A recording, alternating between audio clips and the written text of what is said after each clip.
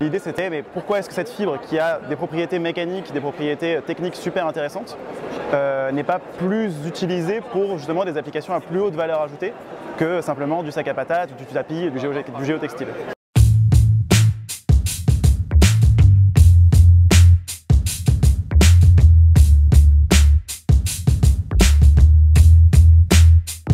Il y a eu 2 bateaux qui ont été réalisés en fibre, en composite, en matériaux composites, renforcés en fibre de jute.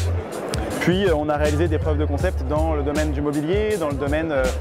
des articles de sport, donc des planches de longboard, des planches de sauvetage. Et à chaque fois, l'idée c'était de s'associer à des partenaires industriels ou des partenaires culturels, des associations à qui on puisse transférer la technologie et qui puissent après la diffuser en local.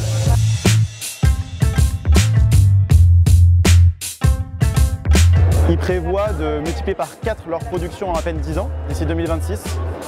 et d'arriver à 13 millions de véhicules produits par an en étant la première plateforme de production mondiale, 3e marché automobile du monde derrière les États-Unis et la Chine, et première plateforme de production automobile vraiment. Or, ils ont en local, au Bangladesh, dans le golfe du Bengale, donc au Bengale occidental en Inde, le plus gros foyer de culture et de production de cette fibre naturelle, le jute, qui est à 95% produit là-bas, et qui du coup pourrait vraiment servir à la fois redorer un peu le blason de l'industrie, ou en tout cas réduire son impact environnemental, et de l'autre côté, ce formidable boom économique industriel de l'industrie automobile pourrait servir à développer, ou en tout cas à soutenir le développement de la filière jute au Bengale.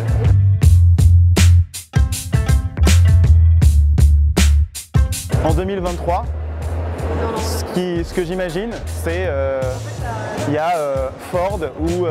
Renault Inde ou Tata qui sort un nouveau véhicule et qui intègre tout l'intérieur de son véhicule et en composite thermoplastique à base de plastique recyclé par exemple et de fibres de jute. Ça a un impact direct sur la filière. On peut très facilement convertir ça en nombre de producteurs, en nombre de paysans, en nombre d'opérateurs dans les jutes milles qui du coup se retrouveront avec un métier pérennisé, un emploi pérennisé, des emplois créés, mais peut-être même parce que les exigences de qualité, de conditions de travail, etc. de l'automobile ne sont pas les mêmes que celles pour fabriquer des sacs, et avec des conditions de travail améliorées, avec des conditions de vie améliorées, un impact sur l'environnement du process en tant que tel diminué, moins d'intrants, etc., etc.